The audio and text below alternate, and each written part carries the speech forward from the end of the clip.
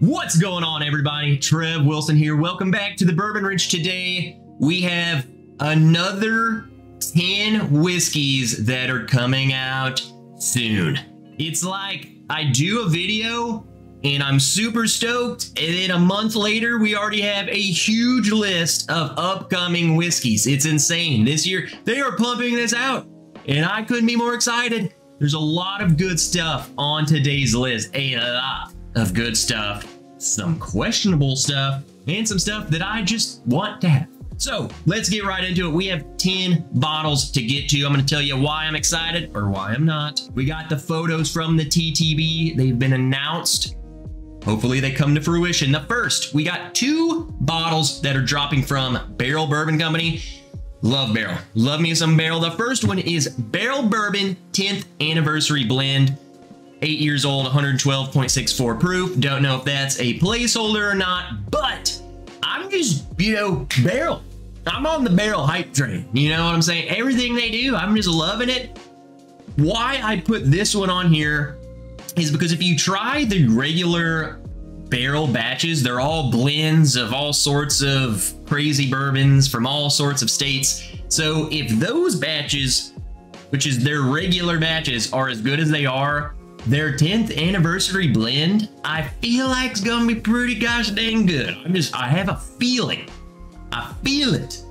I feel it in my fingers. I feel it in my toes. I may have been drinking today, but I'm excited. So Barrel Bourbon 10th Anniversary, and then the second Barrel Bourbon that is coming out that is pretty cool, Barrel Bourbon Umberana Cask Finish. Now, why I threw this one on here is, for one, finished bourbon is good. Finished barrel bourbon is good. Umberana. I want to talk Umberana because it's a weird thing. It's something that we are seeing a lot of. And in fact, there were several bottles that I could have chosen to put on this list finished in Umberana. At one point in time, I really feel like there was just one bourbon that was finished in Umberana and the price was ridiculous. So now that we're seeing this, I feel like when someone does something that's successful, other people are going to start doing it too. Oh, that popped off for them. I'm going to do my take on it and see how it does. Umberana is on a hot streak right now. The thing is, though, if you start seeing this and you don't know what to expect, okay, it's crazy. Think literal cinnamon roll, okay? Cinnamon roll, cinnamon buns, icing. It is insane. I think a lot of people, some of their complaints are the Umberana is very aggressive. It's in your face. So if you don't like Umberana and then you get this overly finished Umberana, you might just be like, this is not for me. So I'm really excited to see their take on it, to see how they do. Is it going to be too much? Is it going to be just right? So there's just a little breakdown. Umberana, you're going to start seeing it more. We're seeing it already. There's a craze going on right now. So let's see, Barrel. Better do it right. All right, let's move on to another distillery. They have 2 bottles on this list, back-to-back. Bardstown Bourbon Company coming out with 2 bottles that I'm super stoked for. The first is Bardstown Discovery Series 11. They switched up the color scheme a little bit. They're going with the white label. I kind of made this to where you can see the mash bill breakdown, which I think is very interesting. Like, I'm kind of stoked for this mash bill. 73% of this blend is 13-year-old Kentucky. Again, for those of you who know the mash bill breakdowns, I can't remember, well, that's Jim Beam or that's turkey. I don't know. 13-year-old Kentucky bourbon. So that's all that matters to me. 21% is 10-year Kentucky bourbon, and then the final 6 is their own Bardstown Bourbon Company 6-year distillate. So they're incorporating their own stuff into the Discovery Series stuff now, which is very interesting. I can't wait to see what that turns out as. I think this ratio right here is going to be a hitter. Just that 13-year-old Kentucky is going to be the star of the show. I think them sprinkling in their own stuff is going to be good too, to where it's not just over the top. I think this blend's going to be great. So I can't really get these, man. The only time I've gotten them is at the distillery. So I might have to go up there and get one of these just because that sounds good. So let's move on to the other one coming out of Bardstown Bourbon Company. Is the Bardstown Bourbon Company Collaborative Series, which is through, they've done this before. This is the collaborative series with the Goose Island Stout, and they throw this stuff into a stout barrel. It's that's crazy. A stout finished bourbon. Now, I think too, I've discussed this before. I don't really know the ins and outs of it, but I'm pretty sure that the stout, the Goose Island, goes into a bourbon barrel. And then that used bourbon barrel that has the stout bourbon goes back into it. You know what I'm like? It's just what is going on. It's crazy. Really fun. If you haven't had a stout finished bourbon, they are pretty intense, very chocolatey, they're so good. I am not a beer drinker. I'm not a stout drinker, but man, it's fun. It's unique. It's different. So if this is something you haven't tried, I think it's worth it. They also have the blend on here. A 7-year, 6-year, and a 9-year Kentucky bourbon went into the blend. Then finished with the Goose Island Stout barrel. So there's that. Super stoked on that as well. Moving on to the next one. Pretty cool. 2XO. Dixon Deadman, baby. He's coming back. The Phoenix and the Innskeeper I think were a hot commodity.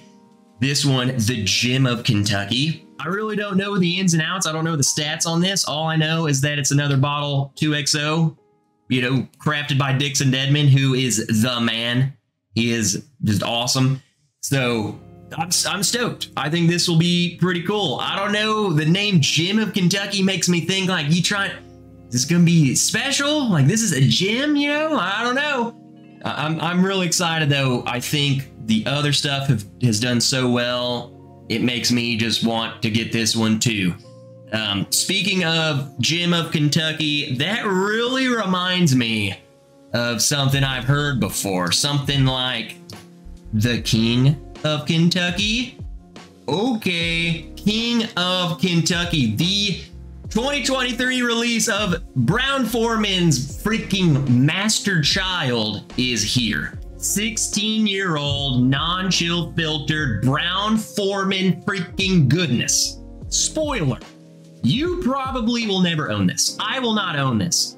I have only ever seen this bottle with my own eyeballs one time. It was in a bar and I tried it at the bar. It was a pretty penny, was not cheap, and it tasted really freaking good.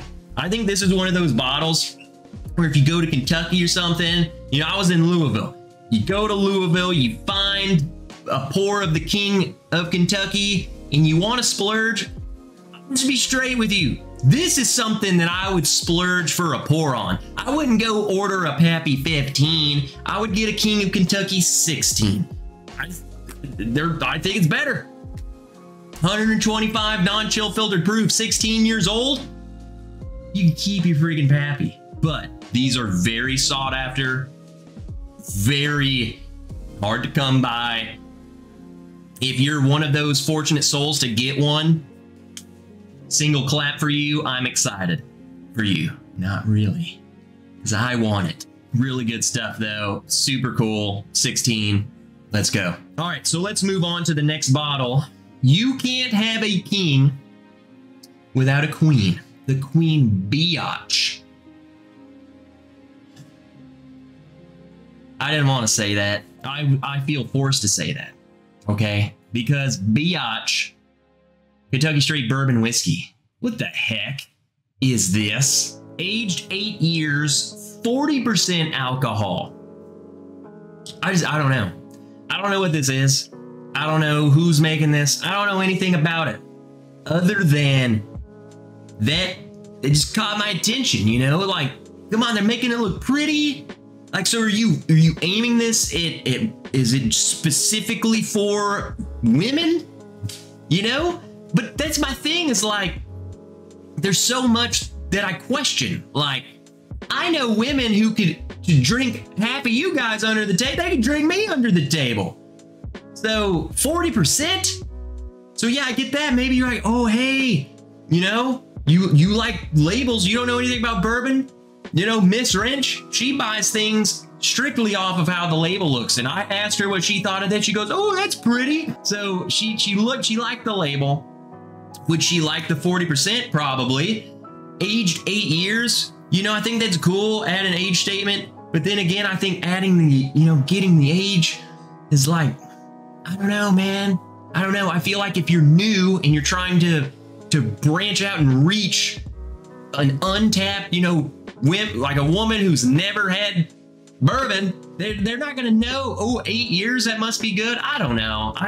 I'm all over the place. What do you guys think of this? Because I'm ranting now. I don't even know what to think of it or say about it. It's just, I think it's funny. I think it's funny. I guess that's who they're going for. I'll buy this. I'll buy this. I want to try it.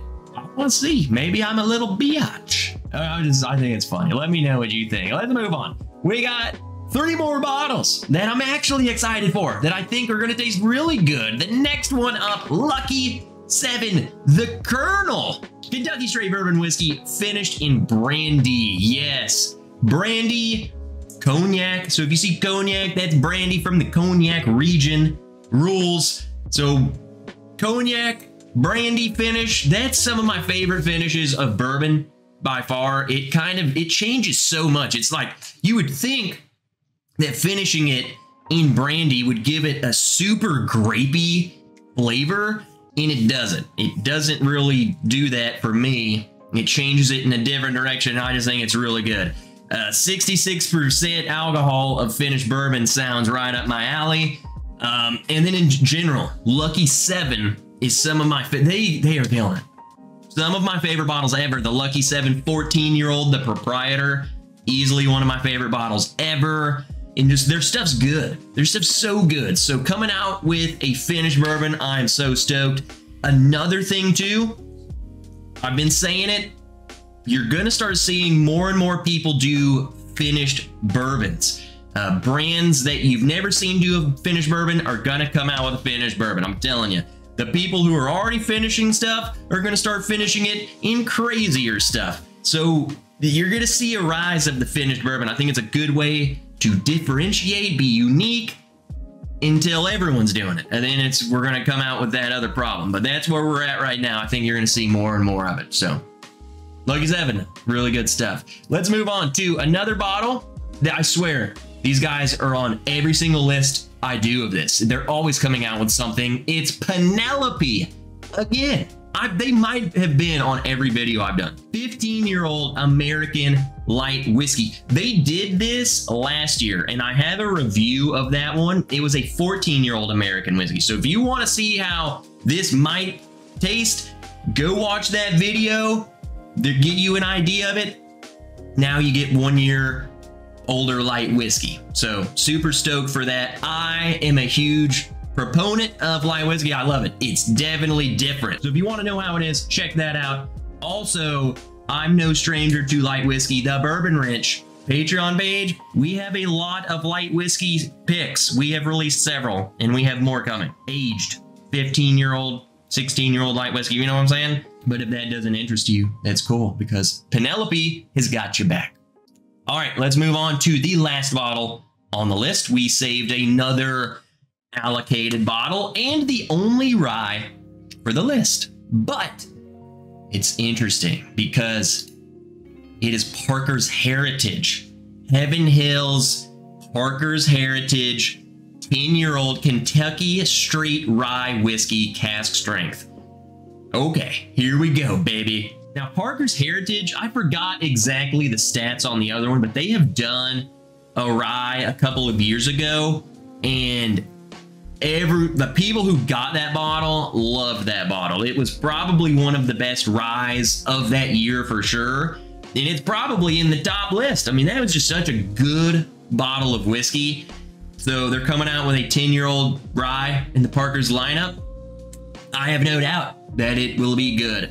The issue, again, Parker's Heritage, I don't see them. I do not see them. Like even in raffles, allocated raffles, all of that, they're just not around here. They are allocated. They are harder to get. I just don't know how hard to get because, you know, my market and your market could be totally different. You could be like, yeah, every time I go to a raffle, there's a whole table of them. Or you're like me and you're like, yep, I've seen one bottle ever. So I will try this at a bar or a friend or something, but I don't have high hopes of getting one. But I think it is still exciting. It's pretty cool. Love it. All right, that's it. It's all 10 of them. We're done. A lot of talking. I'm thirsty. I'm gonna go drink some bourbon. Hope you guys enjoyed the video. If you did, remember, leave a like on it, hit the subscribe button, and go comment. Leave any comment. Tell me, hey, Trev, that was great. Or, hey, Trev, suck it, dude. Let's go start a conversation down there. I want to hear your thoughts and opinions. If you're new here, join the club. You're a nerd now. All right, until next time, I'm Trev Wilson. I will see you guys in the next video.